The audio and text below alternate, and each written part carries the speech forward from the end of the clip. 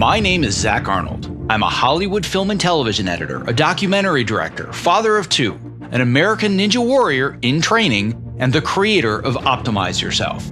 For over 10 years now, I have obsessively searched for every possible way to optimize my own creative and athletic performance, and now I'm here to shorten your learning curve. Whether you're a creative professional who edits, writes, or directs, you're an entrepreneur, or even if you're a weekend warrior, I strongly believe that you can be successful without sacrificing your health or your sanity in the process. You ready? Let's design the optimized version of you. Hello and welcome to another episode of the Optimize Yourself podcast. Whether you're brand new to the show or you're a seasoned vet, it would mean the world to me if you took just 1 minute to share this episode with a friend or a colleague who could benefit from what you learned today. And don't forget to also click the subscribe button in your podcast app of choice, because the more subscribers we have, the more that iTunes and the other platforms recognize this show, and thus the more people that you and I can inspire to step outside their comfort zones to reach their greatest potential.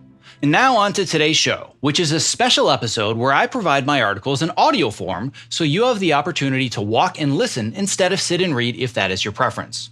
My hope is that you will use this opportunity to get up and step away from your chair for at least the next 15 to 20 minutes and build the habit of moving more, whether you're working right now, stuck at home, or otherwise. The following is a reading of my article, Dear Hollywood, We Don't Want to Go Back to Normal, Normal Wasn't Working, which you can read and find all of the links for at optimizeyourself.me/normal.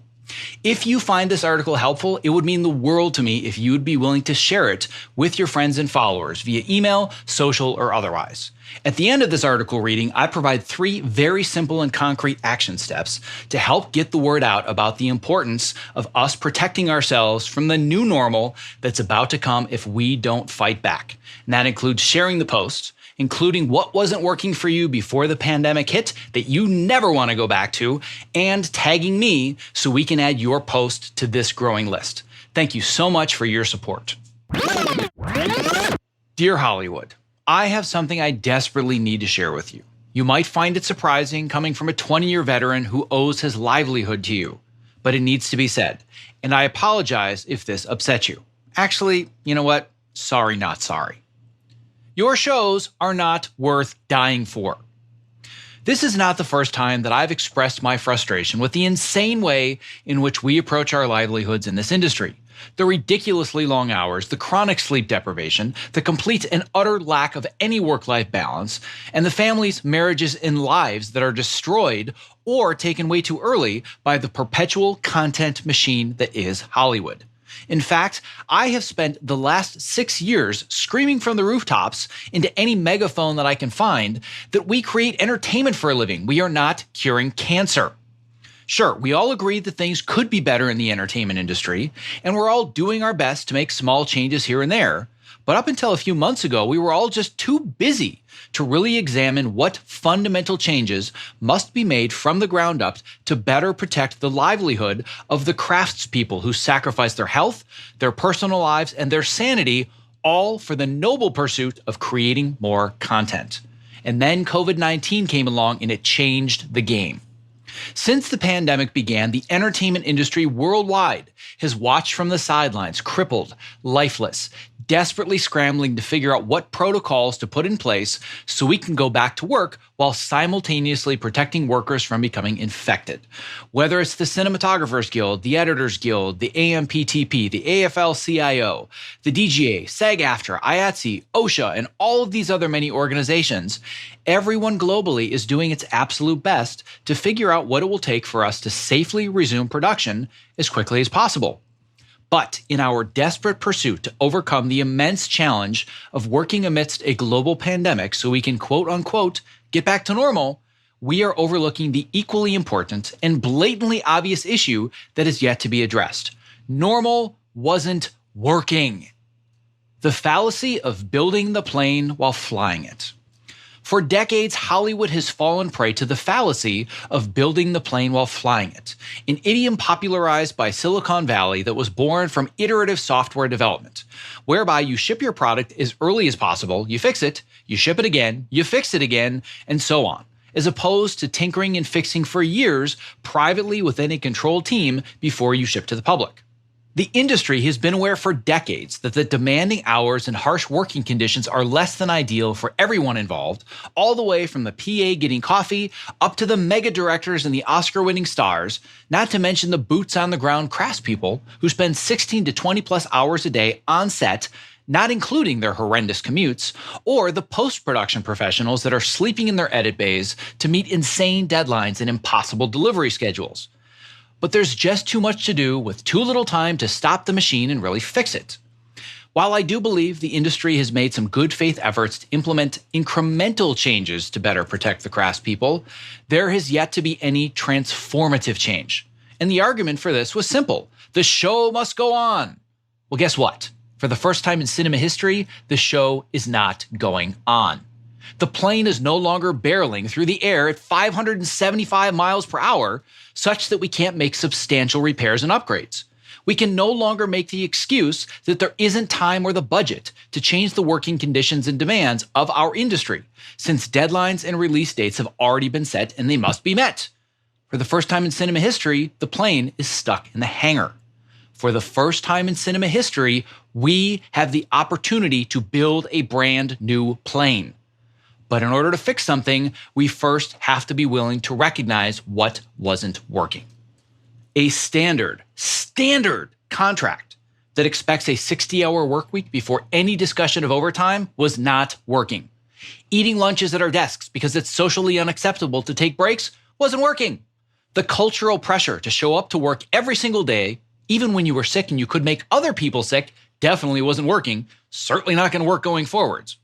Parents terrified that having kids will make them less desirable as a potential hire because they have outside responsibilities and they aren't able to give everything to the job wasn't working. Missing out on the moments that truly matter, birthdays, anniversaries, dinners with friends, or family time for the sake of just one more output wasn't working. Thinking that just one more setup is a good enough excuse to shoot well into the night, forcing crew members to either stay in a hotel between shifts or risk their lives driving home drowsy, or better known as cognitively drunk, that wasn't working. Being bullied into putting unpaid overtime on your time card because there just isn't a budget wasn't working. Exchanging an on-call workday where you didn't need to come in with a weekend where you are needed without being paid overtime, by the way, that wasn't working. The perpetual lie that working from home was not a secure or sustainable workflow was not working. Consistently putting our kids to bed via FaceTime wasn't working. Looking down upon or shaming someone willing to set boundaries between their personal and their work lives wasn't working. The prevailing notion that how many hours you work defines your productivity and effectiveness, not what you were able to accomplish during those hours, wasn't working. Assuming that we prefer windowless rooms because editors are weird like that, and depriving us of the most basic human need of sunlight was not working.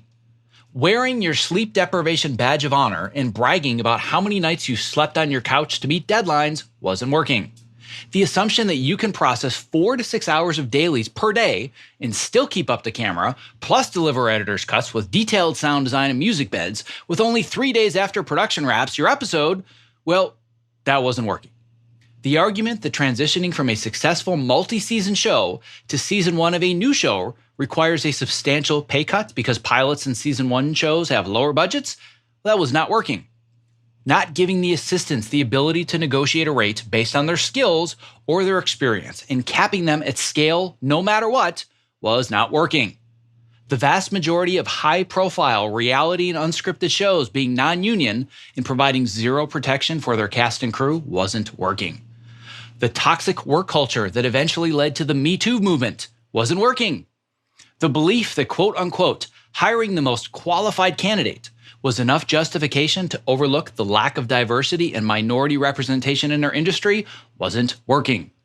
The prevailing belief that you need to pay your dues and work for free in order to break into the industry, thus disqualifying countless candidates who couldn't afford to work for free in order to gain that much needed experience and build relationships, that wasn't working. Now, I have probably missed 150 equally important things that weren't working. And if you listen until the end of this article, I will show you how you can add your most important needs to this list. But hopefully, you're starting to get the point. Normal wasn't effing working. You think it was bad before? Oh, just wait. It is painfully clear that normal wasn't working before the pandemic. But if we don't start having very difficult conversations about what needs to change in our industry, it's only going to get exponentially worse. And in fact, it's already happening. If we don't address the important issues preventing us from living a sustainable life in this industry head on before production starts again, we are going to long for the good old days when production covered our lunches, if we begged, of course, bought printer paper and toner, provided us editing equipment and furniture, and they made sure that our offices had things like lights and air conditioning. Well, guess who's paying for all those things while you work from home, providing your own editing hardware and software, paying your increased electricity and internet bills, all while desperately clinging to any paycheck that's available right now? Yeah, that's right, you. If we don't begin to set boundaries and have the confidence to respect ourselves, we're going to cherish the warm and fond memories of having some semblance of a barrier between work life and home life, knowing that if we weren't actually in the office, then we weren't immediately on call 24 hours a day at the beck and call of every random urgent need of the directors and producers. You think being stuck at home unemployed is tough right now? Wait until you're working from home and you're getting text messages on a Saturday afternoon for just a quick fix. You know, just because your machine's available and you're probably not going anywhere, right? Tee-hee. Oh, you thought you were underpaid for your services before. Wait until the job market opens again and we all desperately claw our way to the bottom and devalue our rates, knowing that there will be lower budgets and less shows for the foreseeable future. But as long as you're working, right? While the majority of post-production professionals are unemployed, wishing that they had some form of sustainable income, the minority of those who are still working, well, they're getting their asses kicked. 7-day weeks, 16-hour days, no kit rentals to cover the use of their own equipment in their own space, no boundaries between home and work, all while trying to homeschool their kids and manage their own sanity during lockdown. As we await production to start again, guess what? This is Hollywood's trial period to see what boundaries can be pushed in service of keeping us gainfully employed.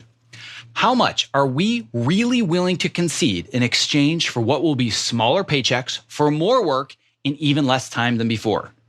But hey, listen, we should be lucky to have any work at all right now, right? Right? Sorry, Hollywood, but we're not lucky to be here. You are lucky to have us. If now isn't the time, then when? In March, we didn't know what we were dealing with, but now we do.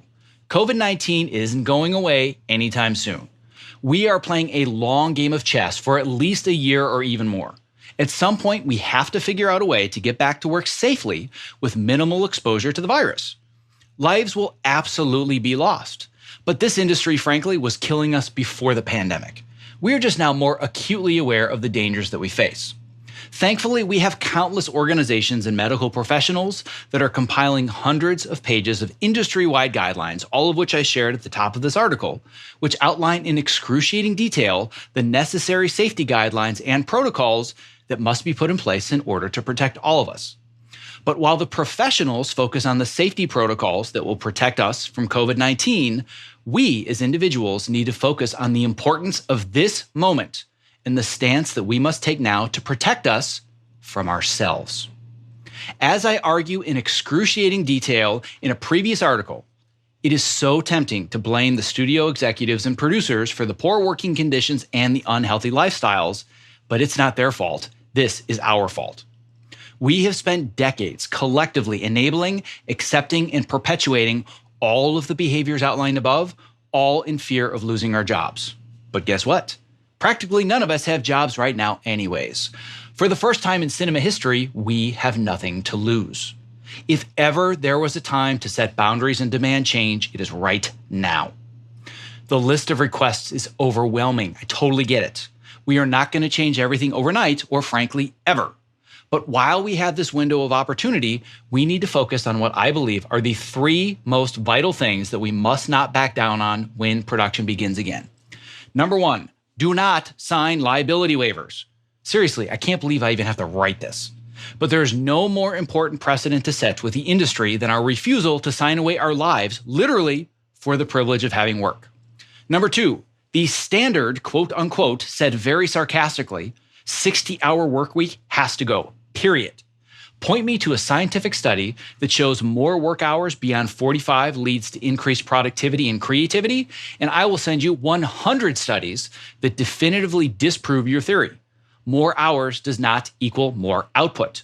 And more importantly, the harder we work, the more compromised our immune systems become, and the more likely we are to not only contract, but also spread COVID-19. Number three, paid kit rentals should be standard for everyone that's working from home. If you provide equipment that the production or a facility would have provided before, you should be compensated accordingly. This includes stipends to cover faster internet, electricity, printer toner, etc., etc., etc. I know how badly we all want to get back to work, but imagine the possibilities if we all made a collective effort to do this right instead of doing it fast. That's a new version of Hollywood that I'm actually willing to be a part of, because frankly, the alternative terrifies me. So, if you would like to have your concerns added to this list, here's how it works. There's a lot of things that were not working in Hollywood, and frankly, the entire entertainment industry worldwide. So if you would like to contribute to this ever-growing list, here's how you can participate. Number one, I want you to go to the link for this episode that I shared earlier, optimizeyourself.me/normal, and I want you to share this article in your community of choice. You can use the share buttons in the article, you can put it in Facebook groups, Reddit threads, you can email it to friends and family, I don't care.